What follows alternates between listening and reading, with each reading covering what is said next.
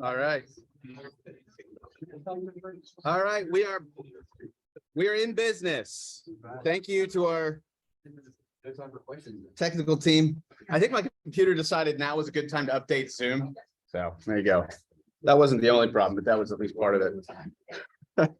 Okay, so I wanted to try to give a brief kind of catch up to speed, because especially because it was several weeks since I actually taught this. I wanted to kind of like briefly ramp us back onto what we were talking about. The Second Great Awakening was the early 1800s and really had a lot of this was in America and in Great Britain, but it really had a lot of impact on a lot of the subsequent moves that happened especially in American evangelicalism for the next, really up until the modern day. The Second Great Awakening was very Arminian. It was very decisionist, like you were coming forward to give your life to Christ. It was very emotional. It was a high energy, high octane kind of a thing. It involved camp meetings, potentially for a week or more at a time during the summer, where people from the whole community would gather together and hear these evangelistic preaching. And if you recall, if you were in the lesson a couple of weeks ago, the Second Great Awakening resulted in what was called the Burned Over District in Upper New York State, where revival preachers came sweeping through every so often, and everyone got so much of the Holy Spirit that it felt a little burned over till it was all said and done, and had the additional problem of it from this same area and time frame. Almost all the, I would call, American heresies developed. So that'd be like Mormonism, Christian Science, Jehovah's Witnesses, like all the Christian-y sounding offshoots that had various doctrinal and theological problems kind of came out of the Burned Over District post Second Great Awakening. So there was some good, there was some revival of religious affections and those sorts of things, but some of the issues where the methods that people use, I would deem it as somewhat emotionally manipulative. They were really trying to prime the pump and get people. It was much more relying on the methods of the preacher and of the way the event was structured than on some other move of the Holy Spirit aside from that. And it also, some of the fruit was quite a few religious movements in the US that were not thoroughly biblical or healthy. And part of that was because of this reliance on like a private interpretation of scripture and this individualistic vibe that just me and the Bible, which is obviously a good thing for you to be with your Bible and to read it, but it's me and the Bible, and I don't really care what anyone else thought for 1800 years. I'm going to do what I think makes sense. And that's why we got all kinds of prophetic ideas and calculations of when Christ is returning, and ended up being wrong. So a whole bunch of stuff kind of came out of the Second Great Awakening. And then another big part of what the 1800s held, especially for the church, was that of the teachings of Charles Darwin, because now you had this scientific theory that was trying to come up with a way to explain how all of life, all of creation has ordered and structured itself without any need to refer to a creator. You still could refer to a creator, but Darwinists believe it was not really necessary. And so God becomes more and more optional for the way the world is structured, the way we think about how the world operates, and really didn't need to. It also just in the minds of people who subscribe to it, it would discredit the idea of the first chapters of Genesis, or at least call into question their validity. And that's going to be something that Bible scholars and theologians and the public in general is going to have to grapple with. Like, what do we think? Like, who did make the world? How did it come about? Rethink, well, what does it mean to be a man? Are we created specially in God's image, or are we monkeys that started walking upright and using tools? Like that, it really changes anthropology, the study of humanity. It changes a lot of things. And so what ended up often happening is what this political cartoon from the time called The Descent of the Modernists. They would start And you can see each step. They start with regular Orthodox biblical Christianity. And then the first step of, especially of liberalism, which was a move more from a textual standpoint, looking at the text of the Bible, saying, just kind of having the assumption that, well, the Bible's this ancient document, and so it's really not that reliable. And the things it talks about, well, those were just primitive man, pre-scientific age. And what do they know? They probably had really nice stories, morality tales that are supposed to tell us how to live, but that's about it. Like, it's not really describing history or anything real. And so the Bible's not infallible. But that also means that man is not really made in God's image, because that's in Genesis 1 and 2. Miracles probably didn't happen. And so then this descent, no virgin birth.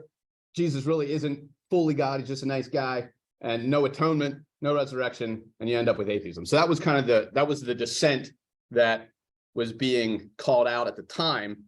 And this is where a lot of the fundamentalist movement really came in to try to counteract the liberalism movement theologically, because none of the liberalism people really thought that they were going to get here. That wasn't the point. The point is to take this new scientific information and synthesize it with the Bible and find a way for everything to work so that Christianity can stay relevant to the culture and speak the language of the culture. And hopefully that sounds eerily familiar. So then comes in, and this is the last review slide, and I bring him up because he's relevant, especially to a Reformed background, a Reformed understanding of modern Christianity. J. Gresham Machen, who was a professor at Princeton Theological Seminary, which was kind of like the premier theological seminary at the time. And that seminary, the faculty of that seminary began to subscribe to liberalism kind of wholesale, and that became introduced into the curriculum. And Machen actually was, at least originally, was somewhat influenced into that, and like was tempted to kind of go that route and rejected it, and then wrote a very influential book at the time in 1923, Christianity and Liberalism, where he looked at the two movements side by side and said, these are not actually the same faith. And his charge was that liberalism was actually sub-Christian, that because it used all the same Christianese words, but meant something else by them, they really truly weren't preaching the same gospel. That was like the hardline answer that he came up with. And so he pulled out of Princeton, and he, in God's providence, happened to be a man of means. He had a decent fortune from his family, and was able to fund himself founding another seminary called Westminster Theological Seminary, which is in Philadelphia, and is actually pretty closely connected with the PCA and some other Reformed denominations. And it was supposed to carry on the tradition of Old Princeton, which had all the Orthodox theological beliefs. And so Westminster, even today, is, a pretty prestigious seminary. But this was kind of a not really fundamentalist approach, but it was doing some of the same basic things that the fundamentalists wanted to do, which was affirm the basic historic doctrines of Christian faith in conflict with or contradiction to liberalism, which had been kind of sweeping higher academia at the time, and kind of trying to find ways to brush historic Christianity into the dustbin of history. And this whole era was the modernist movement. Everyone was so excited about all the scientific progress. I mean, you go from not having any real modern medicines or modern transportation or modern sources of fuel to suddenly this explosion of new technology, of vastly accumulating wealth. And everyone was convinced that the dawn of the age of reason and everything is going to get better and better and better.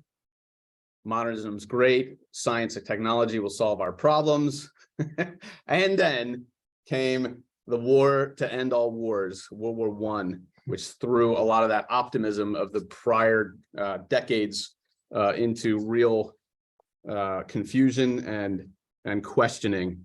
And then the problem was, so that war decimated a lot of Europe, which is kind of the central area of historic Christianity at that time. Obviously, we talked about how it was in other places the entire time up till today. That was kind of the main hub, was on the continent.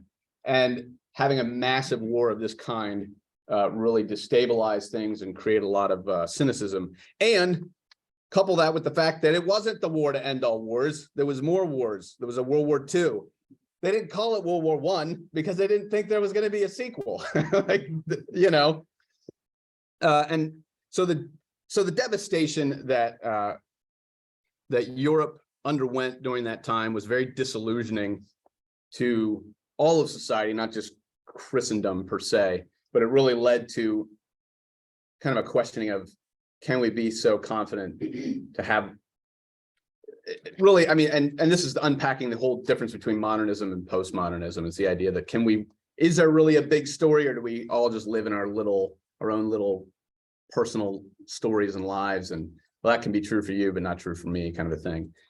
Some of that is what creeps in here, but there's also a big evangelistic opportunity because there's a lot of hurting and broken people, and the continent is trashed and in awful shape, and there's been untold suffering of millions of people, and so the church does a lot of evangelistic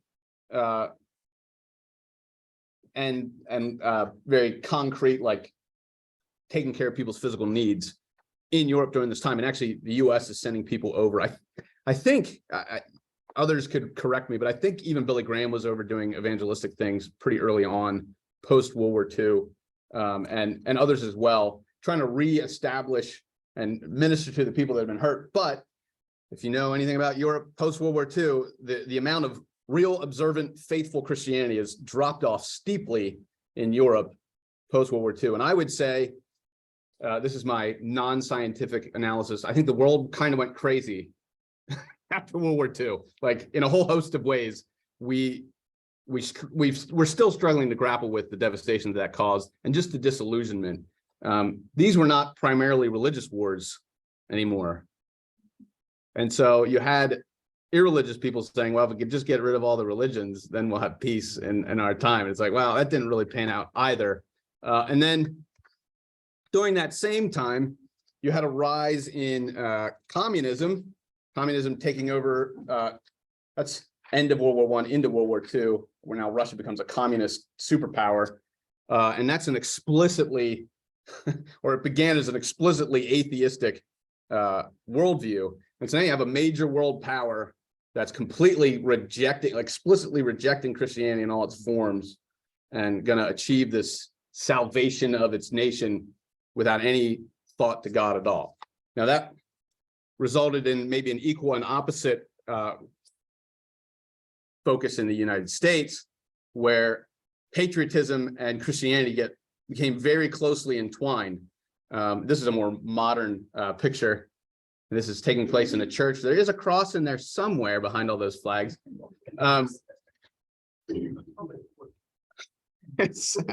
Yeah, probably. So this might not be a fair photo, but there is something to be said for, there was, especially in the 40s and 50s, post World War II in America, there was a very public Christian faith that was didn't have a ton of doctrine because it was trying not to be divisive. So it was more like a public faith. We all pray to God, but we're not going to get real bogged down in the specifics of what that means and looks like. But it's going to be at least partially in rejection of the explicitly atheistic faith, or whatever you want to call it, non-faith, that's happening in communist Russia and the USSR. As the Cold War ramps up in the ashes of and the reconstruction post World War II, there really is this conflict of civilizations, and the U.S., at least early on there, is kind of putting "In God We Trust" on the coinage, and like being explicitly like, we are a religious country and a religious society. Not to say that they weren't before that, they definitely were, but it's a very self-conscious part of the identity of Christianity. I think some of where the make America great again, I think some of the attempt is to look back to this era in the 50s where there was a lot more of a public faith going on, and we can debate whether or not that's a good or a bad thing. Although I would make the argument that Truman at least is making it makes the argument that there was some good with it, rather than an explicit rejection of any kind of faith, which is what's happening in Russia at the same time, and other areas as well, China, as we move forward. So that's all happening. In the kind of slightly before that, I think it's worth mentioning one significant theologian, and that's Karl Barth. He was a typical liberal professor early in his career, kind of grew up liberal during World War I, but post World War I wrote a commentary on Romans. Actually, I'm not sure, when did World War I wrap up? 18. Okay, so very shortly post World War I, wrote this commentary on Romans. And I don't know if you remember, but Martin Luther reading Romans sparked the Reformation. So Romans has done some work over the course of church history. It's a worthwhile book to study. But I just like that this quote. This commentary was called "A Bombshell on the Liberal Theologian's Playground," and it created upheaval in theology, in some ways reminiscent of Augustine and Luther and others. Karl Barth is reassessing liberalism and saying it's not true, and is starting a new movement called neo-orthodoxy. It's an attempt to get back to orthodoxy. You can question how well he did it. I would say not the whole way. And several of his followers go even farther off base. Like they don't get back to what we would see as like fundamentalism, or even what Machen was doing. But as far as Europe goes, this is a rejection of a complete loss of real Christian doctrine. He's saying, no, some of this stuff is real, and the fall of man of all things is absolutely real. And I mean, this is, again, being written right after the trench warfare and the atrocities of World War I. So it gains a lot of ground. However, it's not enough to completely solve the problem. We have the rise of regimes in Europe again, in Germany, and actually Barth was a outspoken opponent of Nazism as it was gaining steam, and was expelled from Germany in 1935 and fled to Switzerland. And another person that was very probably worth mentioning in church history is that of Dietrich Bonhoeffer, who was also German, actually spent some time in the US as Europe is ramping up for World War II, and had a cushy, nice life lined up in academia stateside, but left to go back to Germany because he thought he was needed there. Ended up, if you've read about his life, he's a very interesting man, and not all of it's great, but I mean, he had an assassination attempt on Hitler. So you can stick that in your church-state relations mix, and let me know what you think on that. But Bonhoeffer was very opposed to Hitler's takeover of Germany, and wrote The Cost of Discipleship, which is a worthwhile book to read. And then he has this quote: "Silence in the face of evil is itself evil. God will not hold us guiltless. Not to speak is to speak. Not to act is to act." And he was killed shortly before Germany, or shortly before Berlin fell. I think it was only a few days. But if you would analyze Bonhoeffer's theology, it's not what I would call normally orthodox either. Everybody in the 1900s, or not everybody, but quite a few of the leading lights in the 1900s are just kind of polluted by the liberalism bent. Like there's just a bit of that in most of the bigger figures, including a couple more we'll look at, or at least one more that we'll look at. And so the question is how much of that are we kind of subconsciously also imbibing without even realizing, and how much of an anti-supernatural bias do we hold just as being a part of in a postmodern society, post-World War II society, and just kind of unaware of it. So another leading figure, and I could spend a lot more time on him than on almost anyone else we've talked about in this class, and that's C.S. Lewis. C.S. Lewis would have been kind of in that same generation. He would have fought in World War I, become a professor, and then he gave his radio broadcasts during the air raids and stuff that were going on in London during World War II, and those broadcasts actually became the written content, became Mere Christianity eventually with some additions. But I think Lewis is worth noting for a couple reasons. I want to make sure I have my notes on some of this. I don't know if this is the packet. I have competing sets of notes that tell me different things, and I forget where each one is. But I think he's worth mentioning because he's a modern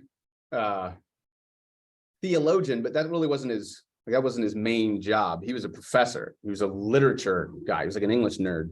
But part of why he became such an influential figure is because he engaged at a popular level. I mean, he was doing broadcasts over the radio. Can you imagine if today we had a national, like on the BBC, on a national broadcast, a defense for God that was going out over the entire nation? It would take something dramatic like World War II or Hamlin having a like, it's just wild how like anytime something disrupts the flow, then people look up and like, oh yeah, we do die, don't we? We should probably think about that for a second or two, and then please drown us in nonsense again. But for a brief period of time during World War II, the nation wanted to hear, and C.S. Lewis kind of answered that call. And one of the things I really like about Lewis is that he was able to engage very, very intellectually. He was very learned. He knew a lot about English history and could make very logical arguments for the faith. But then on the other hand, he has these children's books. And he doesn't even like kids that much himself, but he writes the Chronicles of Narnia, which I'm reading to my kids right now. And they are imaginative and are not making a reasonable claim to anything. They're telling a story that's beautiful and enthralling and fun, and lives on as an immensely popular series of books. And it's kind of snuck under the radar of everything secular. In that, I mean, even Disney put out Chronicles of Narnia movies recently. And I mean, you can't completely get rid of Aslan. He's kind of the main character. So like, there is something to be said for sneaking in some deep Christian ideas in fiction and in the arts. And I would say Lewis is probably the greatest example of that. And just so some of you can feel old with me, when I was young, these books were about like 35, 40 years old, and now they're twice that old. And so I've been around for half of the lifetime of some of C.S. Lewis's most popular works. So, Right. Yeah, not repeatable over the. Yeah, so it's just fascinating to think that how recent C.S. Lewis is, but he's already become such an established figure in just the way we think about some leading Christian figures. My hunch would be that if the Lord tarries and we wait another 1,000 years and we forget about all the people in between, Lewis is still going to be one of the guys that gets remembered. You're going to be talking about Augustine, Aquinas, Luther, and then maybe C.S. Lewis. Like, I think that's almost the rarefied air that he ends up being in, which is fascinating for a guy who is not a preacher or a theologian. He's an English teacher at a college. I find that fascinating. And just because I'm allowed, because I'm teaching, let me quickly say that he was best friends with J.R.R. Tolkien. And this is a quote of Tolkien's in a letter that he wrote, I think, to his son, or maybe as a publisher, I can't remember. The Lord of the Rings is, of course, fundamentally a religious and Catholic work. And he means Catholic in the Roman sense, because he was. Unconsciously so at first, but consciously so in the revision. Talking about another deeply theological thinker and writer who has snuck past the secular gatekeepers unawares. Now, I think a lot of the people that follow him are even less aware of some of the Christian ideas in his fiction. But again, I think there's something to be said for, especially in our era, where logic and math and basic reason is trying to be taught right out of schools if possible. There is an imaginative end of things that you can sneak in, and it doesn't do the job of presenting the gospel by any stretch of the imagination, but it might stick some salt in their mouth and make them thirsty for the real thing, because it can help train loves correctly. Yes. I mean, what fascinates me the most about these this type of story in general, right? It's just that there is an evil from the beginning because there is an evil from the beginning. Yeah, And like, not many, that's what the whole bent of modernism tries to reason away. yep. You know? But we still gravitate so strongly to these kinds of stories, almost like it's hardwired in us as a species to know that there is evil. yeah, there's a real story, and it's a lot like this one. It just doesn't have quite as many dragons. Yes. Post millennialism was popular late 1800s, and how World War II made it.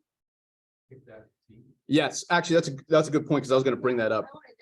Pre-mill. Yeah, this, and it's in my notes and I neglected it, so thank you for asking. World War II, World War I and II really makes that change gears. So post-millennialism is the idea that the church is going to grow into this golden age as the gospel reaches the nations, and the church, you know, has more and more sway over the affairs of humanity and lead to more and more righteousness and law keeping and goodness and truth and beauty. And so that's post-mill. Pre-mill says it's all going to get worse and worse, and then you're going to get zapped out of here, and God's going to come back and fix all the mess.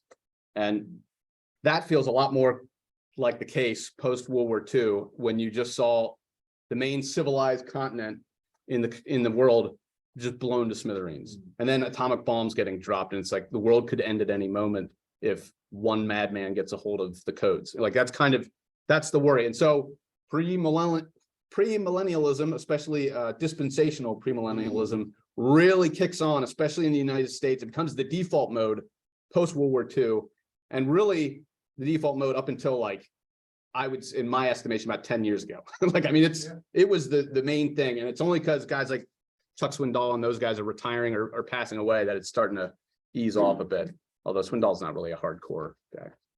At any rate, okay. So real quick, speaking of overall pessimism and dystopia, I just thought again, this is my class, so I get to do what I want. Brave New World and 1984 are dystopian novels that come out post World War II, looking at how society can be manipulated by tyrants to control a populace and make them do their bidding. And one of them talks about heavy-handed control and a kind of a typical totalitarianism. The other one is more of you get just sucked into inane nothingness and you're medicated into oblivion. And those are kind of the two main dystopian views that we've had. And I would just like to point out that C.S. Lewis has another take, and that's That Hideous Strength. And I have no original ideas at all in my brain. They all come from this book. Maybe not quite, but it is its own dystopian thing, and it's phenomenal. And it has a very similar idea. It's, believe it or not, it's all about groups working together to manipulate all the media that comes across to a nation, so that they only believe the slant they're being told, and they have no connection to real events as they unfold. And it involves transhumanism and the conceit that we can live through forever if we just have the right technology, and that science will be our savior. Not that that has any relevance to today. So I would make the argument that Lewis may have nailed the dystopia better than either Huxley or Orwell, but you can be the judge of that. I want to very quickly, because now I'm in danger of actually not getting done, so we have to speed up again. Francis Schaeffer is a good example of a guy who also engaged the arts, and he's coming into the 60s, 70s, and 80s. And he says art is a reflection of God's creativity and evidence that we are made in the image of God. And that kind of, just to kind of tie up that C.S. Lewis Tolkien bow, this is an avenue of Christian apologetics and Christian thought that I think is valuable and worth thinking about. Now, it's not the whole picture. You need doctrine and just truth is truth, black and white, 2 + 2 is 4, men are men and women are women, you know, that kind of grounding stuff. But there is something to be said for engaging the affections and art as a reflection of God's own created character that I think is worth thinking about. Okay, stateside, post-World War II, a guy comes along that ends up being kind of a big deal, and his name is Billy Graham. And he was ordained a Southern Baptist in the 30s, joined Youth for Christ, and became kind of a traveling evangelist.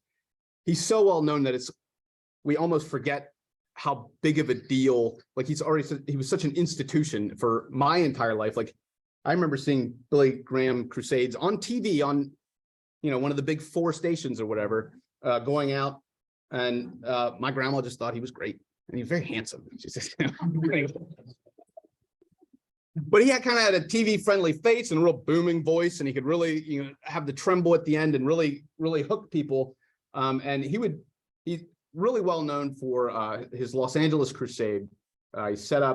He was there for several weeks, and really tried to connect with the local churches and kind of have a network where, as these people come forward to accept the Lord, the call that he does at the end, they can get plugged into local churches and kind of be this revival hub as he travels around. But you can kind of see how this is connected, at least in structure, to what had been going on even in the Second Great Awakening. And from Billy Sunday and some of the other guys, Annie McPherson, like he's not the only person doing this, but he becomes by far the most well-known. And part of the reason he's by far some of the most well-known is because he's not at all communist. And good for him.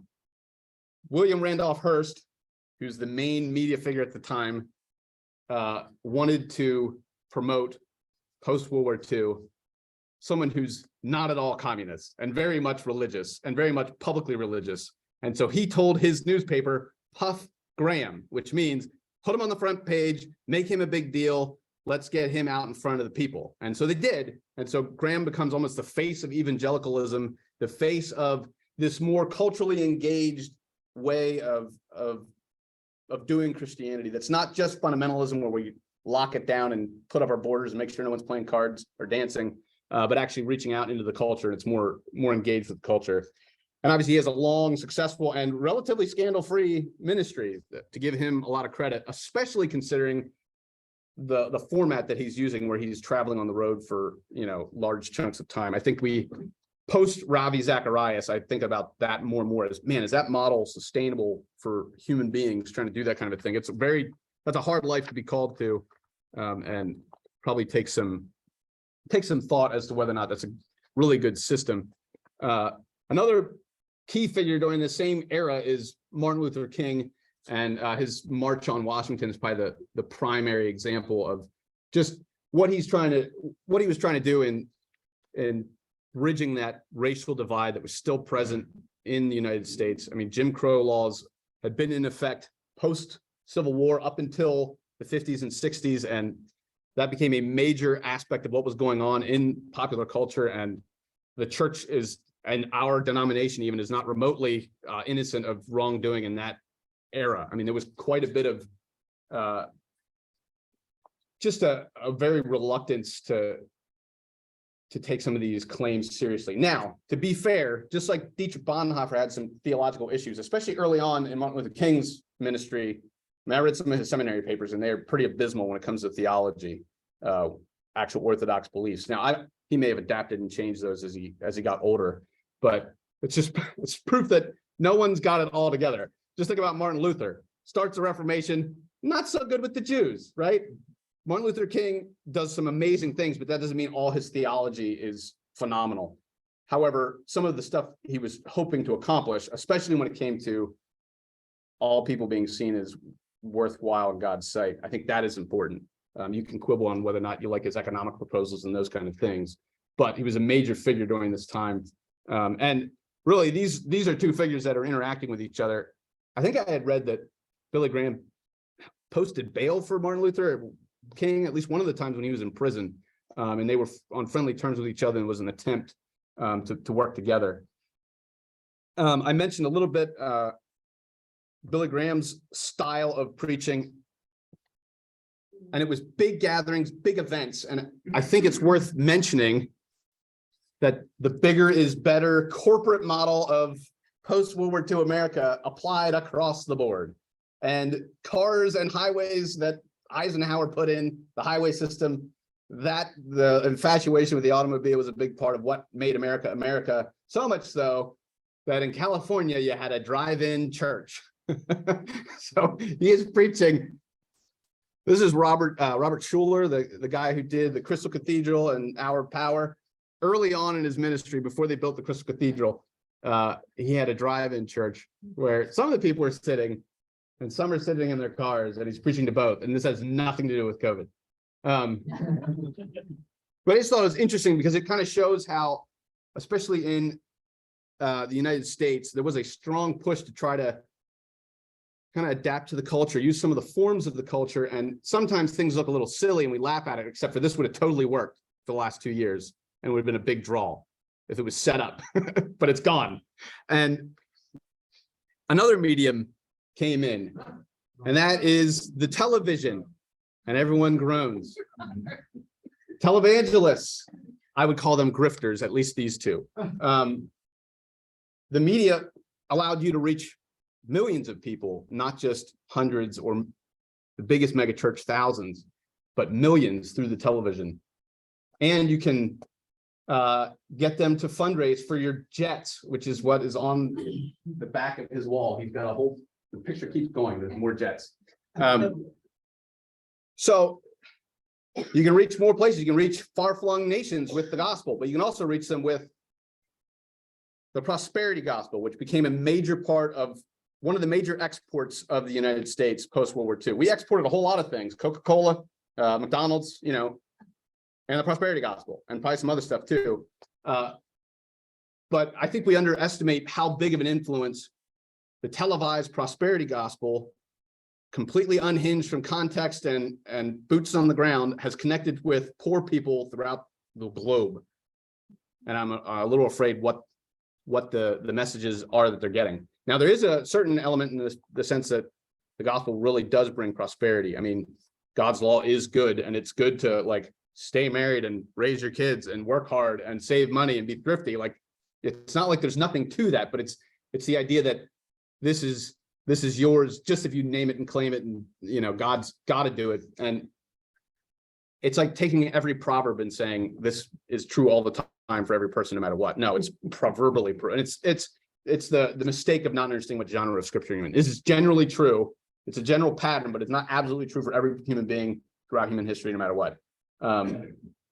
So we have to be careful as we sit in our middle class comfort saying those prosperity preachers, like, hey, we're doing pretty good too. So like, don't look down your nose at them too much, because there is some material good news that should be accompanying the gospel, but the gospel itself, the main point of it isn't that, hey, you're gonna have electricity and nicer clothes and maybe even a luxury car.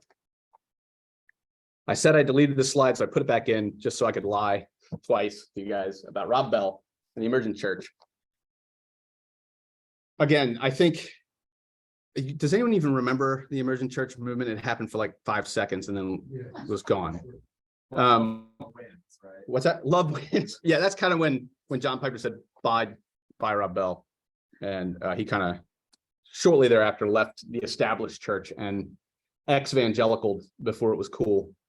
But the Emergent Church, I think, is a great example of that same attempt that the liberalism did a century earlier to speak in categories and ways that won't offend in any way, shape, or form modern human beings and appeal to them from where they're at without really confronting them in their sin.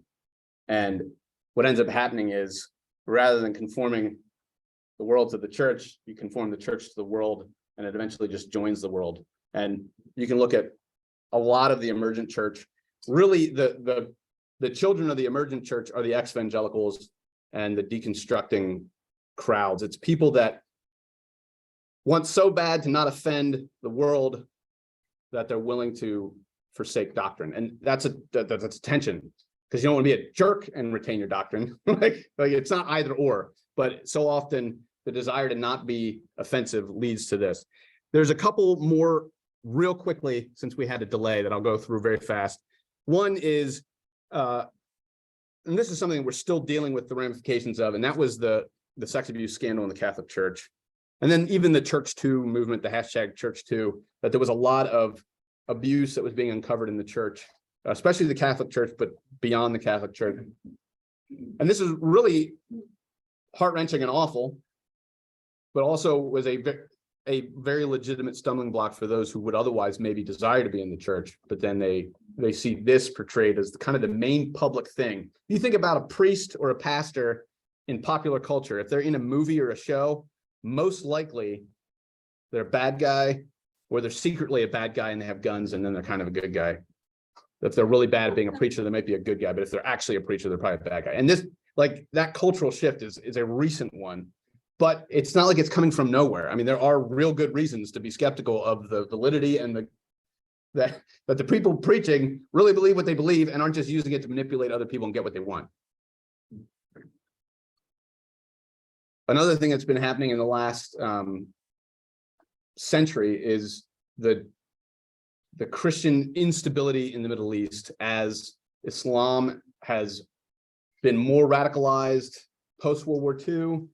The relations, I mean, some of that is the way those countries were divvied out post-World War II by the main world powers and governments that were set up.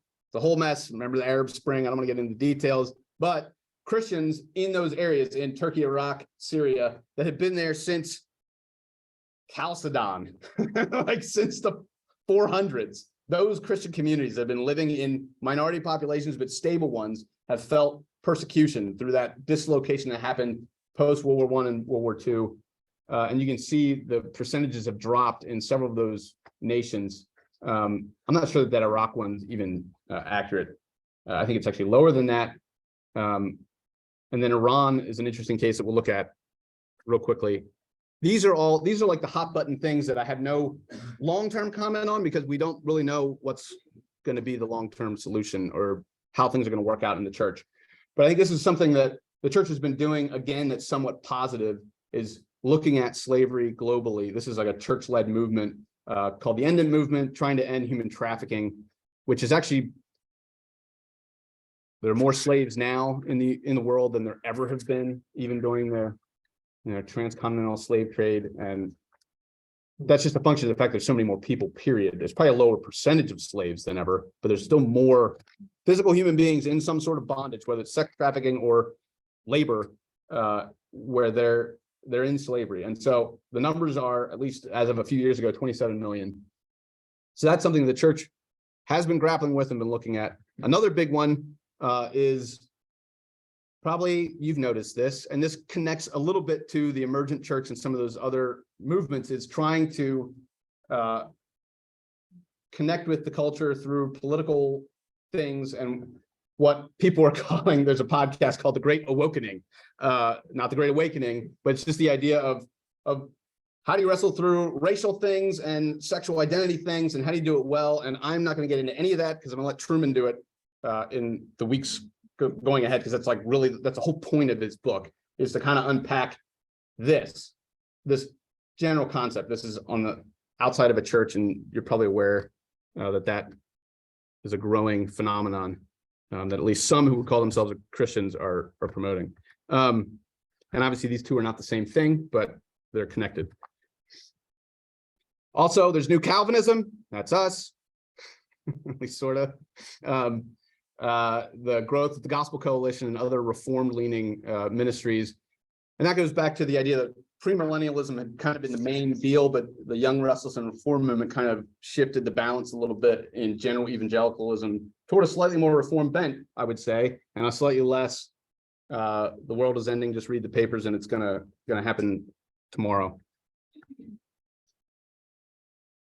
I think it's worth noting that during all this time of all these difficulties and bad things that are happening, there's also positives. And one of those is missions has gotten very strategic. We have mapped out all the unreached people groups on the planet. We know how many of them have a Bible and how much of a Bible they have. And their plans are underway to try to get a Bible to every single one of them, if possible. And when I was working, I was a landscaper, maybe I'd explain this. I was a landscaper for Wycliffe down in Dallas when I was in seminary. So I was like mowing the lawn for these people that spent decades in the jungles of Central America translating Bibles. I think it's a fascinating project. And there's just something really powerful when people have the Word of God in a language they can understand, so they can read it for themselves, and it can transform things. That's what we believe.